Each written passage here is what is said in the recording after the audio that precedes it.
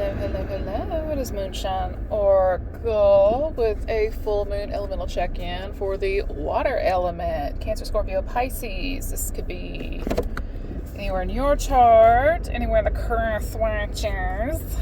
Don't know, don't care. I'm just reading the energy at large. Disclaimers are in the description boxes of all the videos because I will be damned if I deal with anybody's triggered, unhealed bullshit. And it's weird that I just did just now because that was something my late great-grandmother would do. That woman could roll her R's like no one else's business, and there was not a soul, an irritated soul that woman could not soothe. But then again, she was in Aquarius, so I can't really... So, I mean, are we surprised? No, because some of the best healers in the game, they have strong Aquarius placements.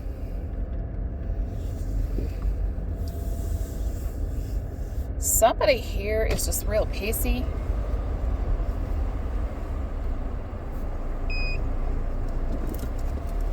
I don't know what they're pissy about, but I'm getting like extended family and such.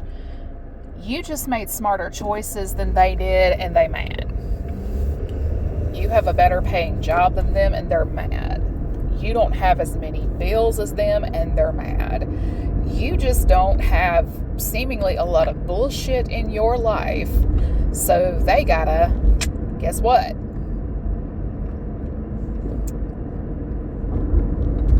They threw a bunch of kerosene and lit the match, and the problem is they didn't discard the kerosene can in time. It was still in their hands when they were found, in a manner of speaking. Pandora's box is opened, and I'm sorry, once that heifer is opened, it's opened. And I mean, just because we have similar relatives and stuff like that, it does not mean you're entitled to their finances or anything of that sort. See, my thing is this: in my case, if I could help, I genuinely would, but right now I'm doing good just to help myself. And that's because of the projections they projected onto me.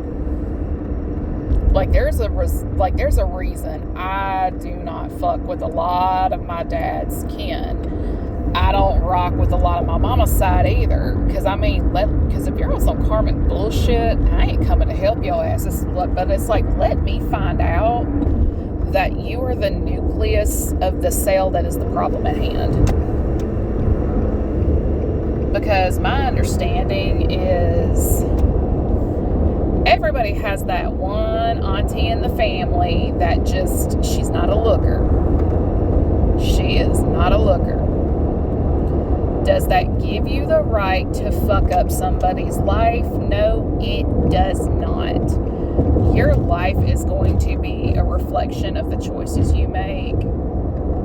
And I mean, it's just...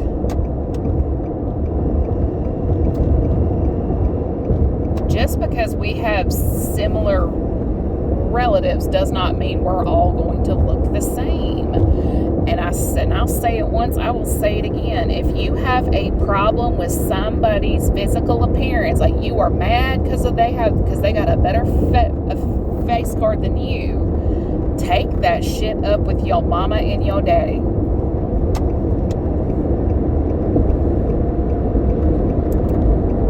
Take that shit up with your mama and your daddy and throw in a substance abuse problem, and baby, you gonna be looking rough.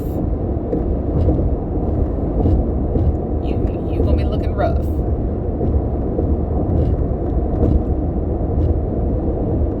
Somebody here just projected a little too much, and they caused a shit ton, like not just a shit ton of problems, but a whole shit storm of problems. Somebody here may very well be indirectly associated with a secret society and they don't even know it. Someone here just wished the absolute worst on a cousin because she was just making better life choices.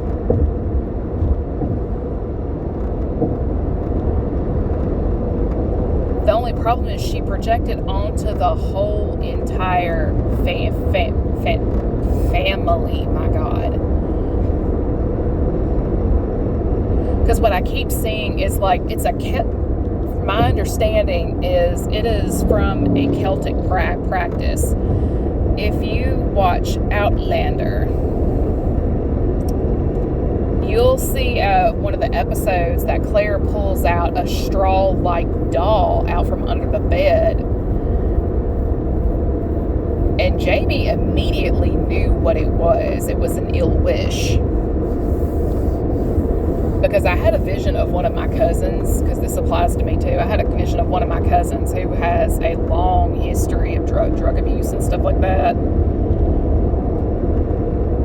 She was messing with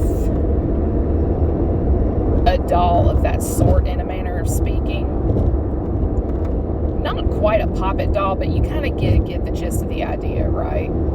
It's like the Celtic version of a voodoo doll. And I mean, it makes a lot of sense. But if you're divinely guided to pull away, there's a reason for that. It's because they're up to no good. It's because they're up to no good. And my thing is this.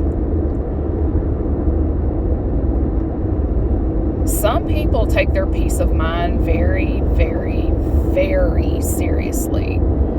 And a lot of times when you are doing better than people expected, it's going to trigger some folks. Because one of my older cousins on my daddy's side, she didn't start her projecting bullshit until her marriage started to go south. In all honesty, like, she got just sunk into a deep depression and stuff like that.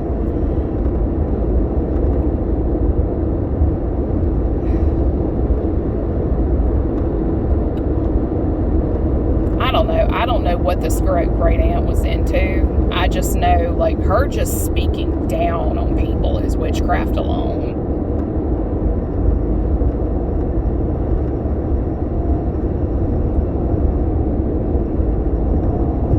Oh, yep, it's her.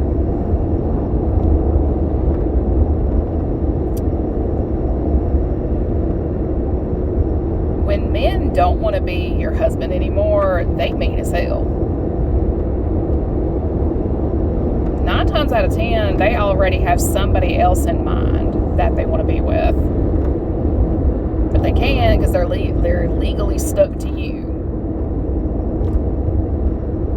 Or they just don't want to be in a relationship at all anymore. They start coming up with all kinds of shit. Because looking back, the problems in my sister's now former marriage and some other things and other members of the family, this cousin was dealing with first. So it's just like, huh, interesting.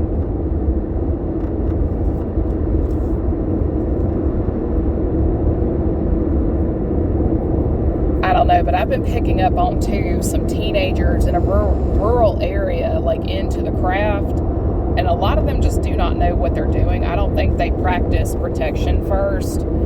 I just know they're into some spiritually janky shit.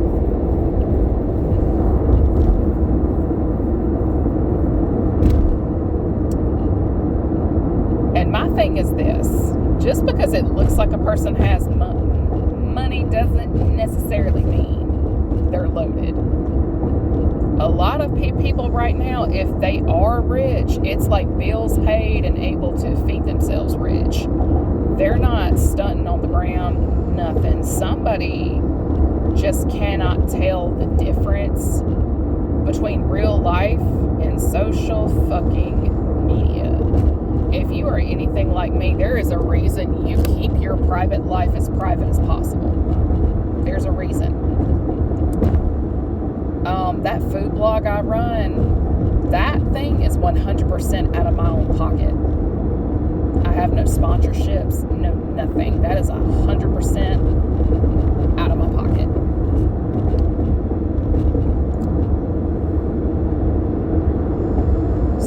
recipe trial and errors, yeah, that shit kind of gets expensive after a while.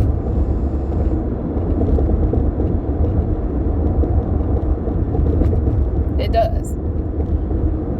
And my thing is, I follow the lifestyle choices I follow because doing that is a lot cheaper than being in and out of the doctor's office. But my problem with these teenage kids is they just don't know where they fall in with what their older, like I'm talking 10 to 20 plus year old crew. They don't know where they fit in the lives of these people. And it's nothing personal, but the things they're working on, they're not exactly going to be inclusive for somebody who's that far behind in life. It's like you've got the head of the train, they are the caboose. And my thing is you got to earn your stripes like everybody else. A lot of our stuff, like the things we do, we got our shit out the mud, honestly, by ourselves. We rolled up our sleeves. We wrote down our creative ideas and stuff like that, and we got to work. Building a platform takes work.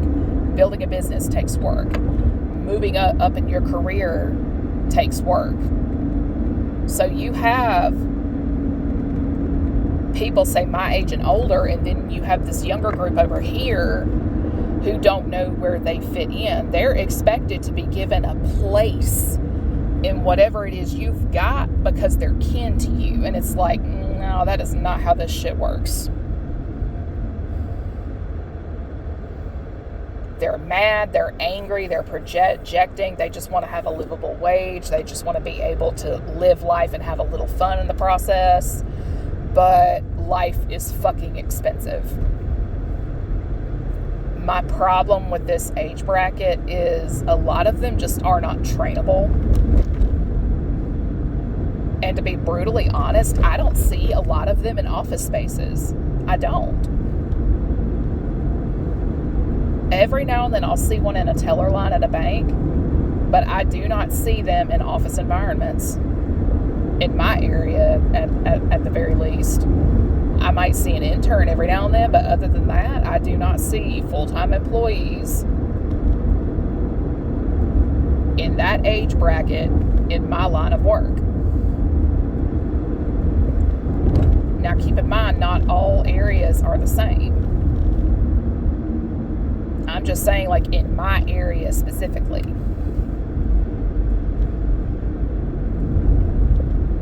I'll see him at like the vet and stuff like that, but like just downtown where I work, I never see him.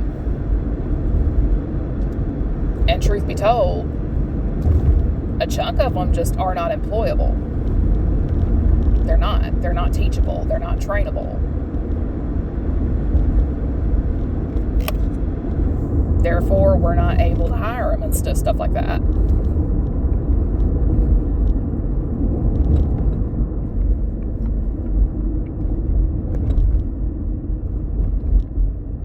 I mean, it is what it is.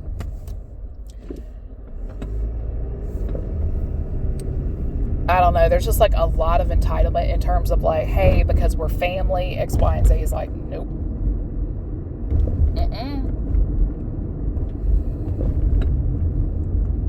I'm not your mama either, so don't play that card with me.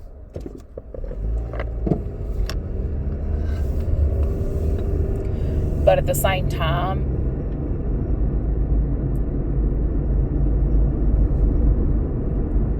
I don't know what this is just a really extremely karmic branch of the family that's literally trying to taint everything. They're as much trying to taint as they are trying to tank. And oddly enough, a few years ago, I was picking up on a group of teens in a rural-based area, like just stealing things, stealing what they can. But I didn't think too much of it at the time because it wasn't my neck of the woods. But oh my my God. At the same time, that vision I had, it was just so vague. It's just like, okay, is this like real time going on, or is this a spiritual thing?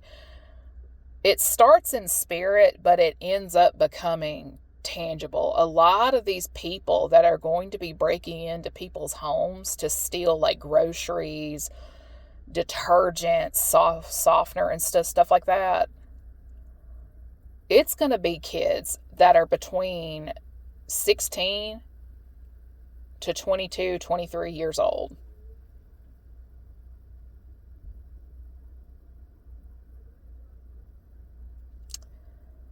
And with all the technology today, some of them are very, very tech savvy. They can hack into phones, apps, and God knows what else. I do not recommend that, because when you are hacking a cell phone that does not belong to you, you will go away probably for the rest of your life. Just because you can does not mean you should. But it's really wild to me that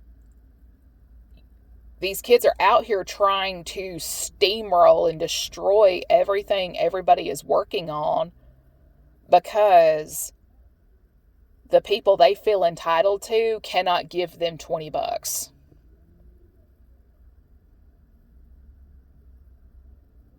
Like, these kids are willing literally to throw away their entire lives over a temporary emotion. They're making permanent decisions over something that is temporary. And as much as I hate to say it, some of these kids are genuine crash outs. Some of them may end up getting shot. And if my hunch is correct, they are staking out houses as we speak. These kids are not financially literate. They think $100 is ballin',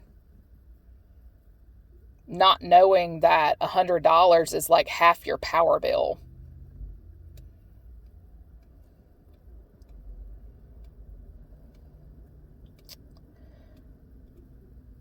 I'm hoping these kids do not continue down this path, but all I know is once a line is crossed, there's no going back. And believe it or not, there are people out here, if they have addict parents, they watch their parents be coddled and supported. And by supported, I mean enabled by other kin. And they expect the same when they are in and out of court, in and out of jail. They expect to be supported, aka enabled, because they saw their parent and or parents be enabled. Family support. All I know is you find the line of the generational curse breaker like I am, and I don't believe in grace. I believe in police reports. And with that, everyone have a good day.